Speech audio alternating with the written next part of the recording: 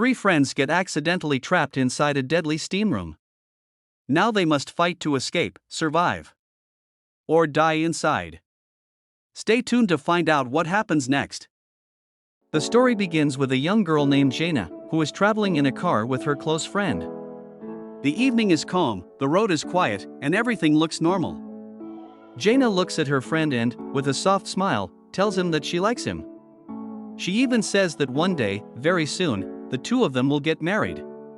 Her friend smiles back, but before he can say anything more, fate strikes in the most brutal way possible. Their car is hit by another vehicle, and the entire scene shatters within seconds. When the car stops spinning, Jana opens her eyes to find herself alive. But her friend is not. He dies on the spot, leaving Jana broken, shocked, and forever haunted. After the accident, Jana falls into deep trauma. She can't accept the reality that the person she loved is gone forever. She blames herself, she cries endlessly, and even though doctors prescribe her medicines, nothing truly heals her. She becomes empty from inside. She loses interest in life, in people, and in everything she once loved. 3 years pass. Time moves forward, but Jana's pain does not. She has learned to hide it, but she hasn't learned to live with it. Still, she tries. Slowly, she pushes herself to return to life. She travels with her childhood friend Run to a quiet town. Run knows how fragile Jana has become, and she truly wants to help her heal. Ren introduces Jana to two of her friends, including a boy named Michael. Ren tells Jana that they are all planning a small vacation, just a relaxing week in a cabin owned by Michael's uncle. She invites Jana to join, hoping the trip will refresh her mind. The four of them take a boat across the peaceful water and arrive at the uncle's cabin. The place looks calm and comforting, surrounded by trees and silence. As they walk inside, Michael's uncle welcomes them warmly. He offers everyone a drink, but Jana politely refuses. She doesn't want anything that might mess with her health or her mind. She quietly steps into the cabin and notices her medicines kept near her bag. These are the same medicines she has been taking since her friend died. She stares at them for a moment and then keeps them back. A part of her wants to believe that she can finally live without those pills. Maybe she can finally start healing on her own. As night falls, everyone sits together for dinner. Michael's uncle tells them about a big festival that happens every year in their town. There's music, a party, dancing, everything young people would enjoy. He even gives them invitations and tells them to join the fun. Ren tells her uncle that she and her friends will definitely come. Later, Jana walks outside for some fresh air. While she steps onto the porch, Michael is inside talking to his uncle. She notices the uncle handing Michael some kind of drug. Ren walks up behind Jana and sees the same thing. Ren sighs and says that Michael has been doing drugs for a while now. She likes him and cares for him, but he doesn't listen to her anymore. She feels helpless watching him throw his life away. The uncle joins them again and cheerfully tells the girls to enjoy the festival. Meanwhile, Michael and one of his friends start talking about a golden room inside the cabin. It's actually a wooden steam room, built entirely by the uncle. The walls and benches are made to trap heat, and special stones are heated on gas to create intense steam when water is poured on them. As Rin listens to them, she glances at Jana, worried that the loud talk and heated atmosphere might bother her. Rin suggests that instead of sitting in the golden room, they should leave early for the festival. But Michael's friend refuses, saying they will first enjoy the steam bath and then go to the party. Ren checks on Jana again, asking if she is uncomfortable. But Jana quietly shakes her head and says she is fine. She doesn't want anyone to think she is weak. She doesn't want to be a burden. So she agrees to join them in the golden room. Before entering the steam room, Jana removes from her neck a small ring that belonged to her dead friend. She always wore it, but she takes it off now as if preparing herself to let go of a piece of the past just for a moment. She brings 2 bottles of water with her and joins the others inside. As soon as they step inside, the heat hits them hard. Ron feels uncomfortable immediately because the temperature is extremely high. Michael's friend excitedly explains how the golden room works, how the stones heat up, and how pouring water on them increases the heat even more. Soon, sweat pours down their bodies, and breathing becomes difficult. They step outside to cool off in the river. They jump into the refreshing water, laughing and splashing each other, and for a brief moment, the world feels normal again. Jana even smiles a little, something she hasn't done in a long time. After the river bath, they return to the steam room again. But outside the cabin, Michael and his friend drink heavily. Michael becomes so intoxicated that he can hardly stand. He tries to drag Ren to his room, telling her he wants to be alone with her. Ren refuses firmly. Michael gets angry and says she only cares about Jana now. He storms off to his room and passes out. Ren joins the others back in the golden room. After some time, they hear a loud thud outside. They assume it's Michael, drunk and stumbling around. Ren decides to go check on him. But when she tries opening the golden room door, it doesn't move. It's stuck completely jammed. Ren's friend also tries opening it, but no matter how hard they push, the door won't open. Panic begins to rise. Ren calls out for Michael, banging on the door, but he doesn't respond.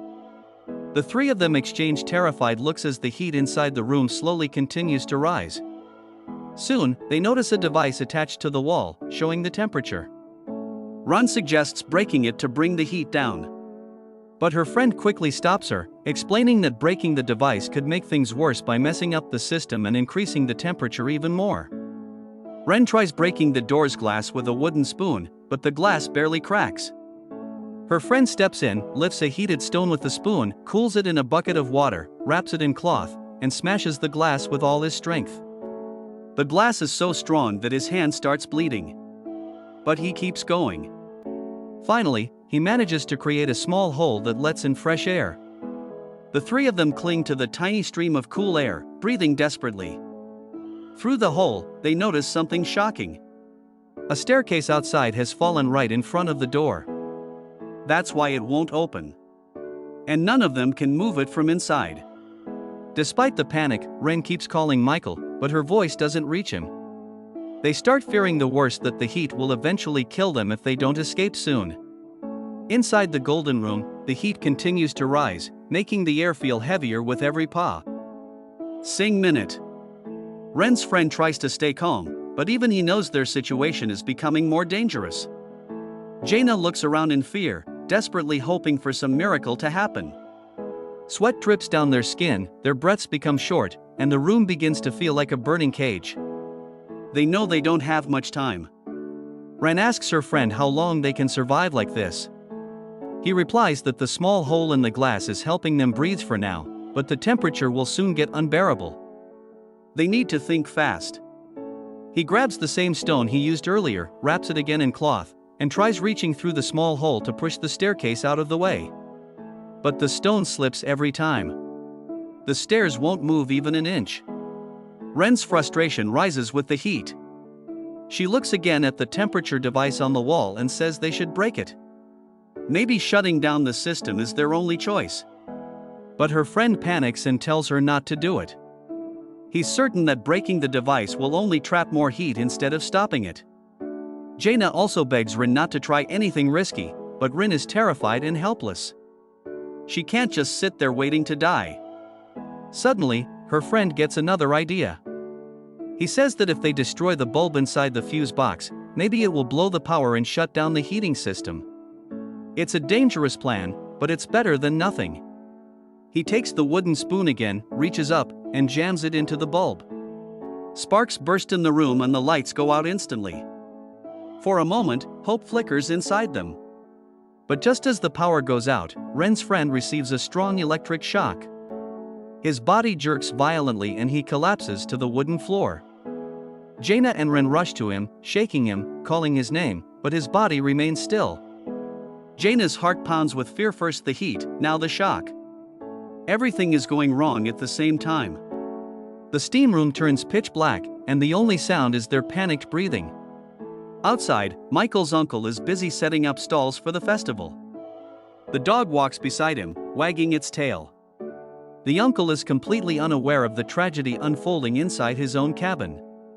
The girls scream, but the thick wooden walls swallow their voices. No one hears them. Inside, Jana tries to wake Ren's friend again, but he doesn't move. Ren holds her head and cries softly. She blames herself. She blames the trip. She blames everything. She tells Jana she never wanted to bring her here, that she only wanted Jana to feel happy again, not to fall into another nightmare.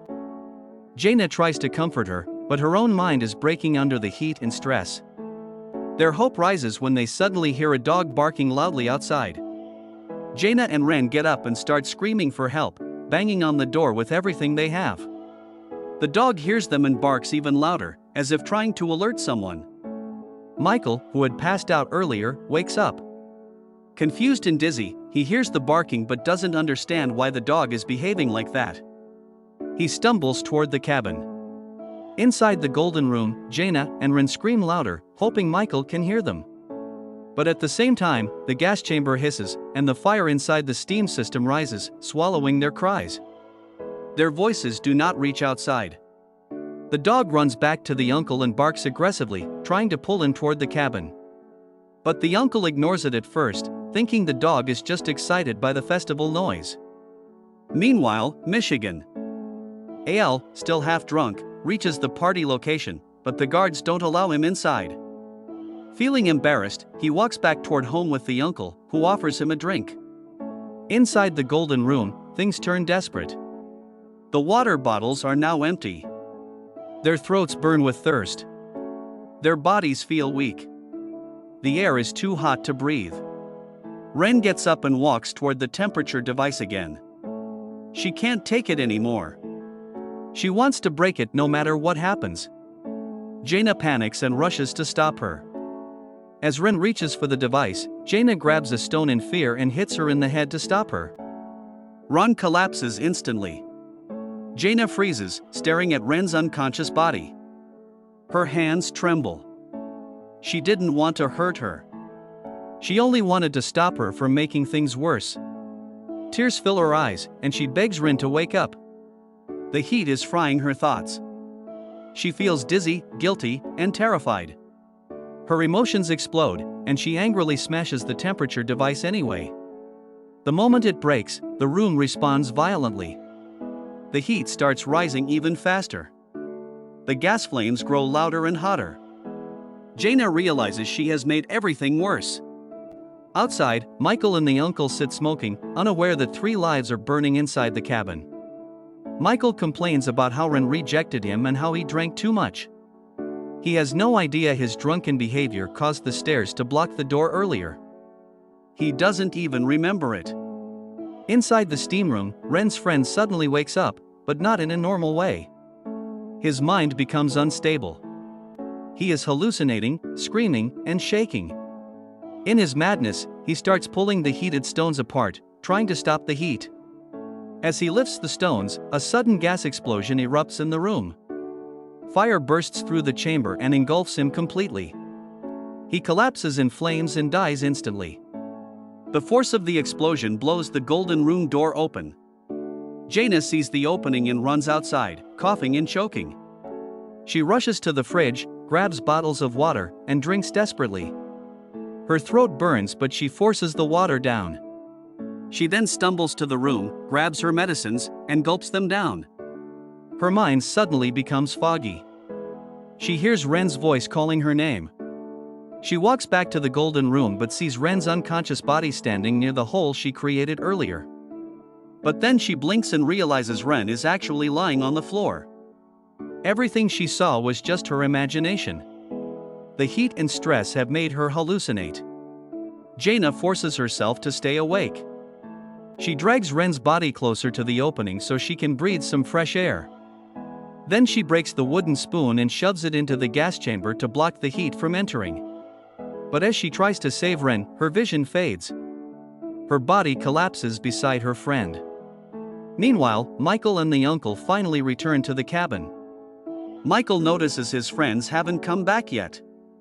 He waits for them but falls asleep again after smoking. His drunken mind still doesn't sense the danger. The next morning, the uncle walks toward the golden room. He notices the small hole in the door. Something feels wrong. His heart sinks. He removes the staircase blocking the door and opens it. The sight inside horrifies him. He immediately calls for help. The police and ambulance arrive quickly.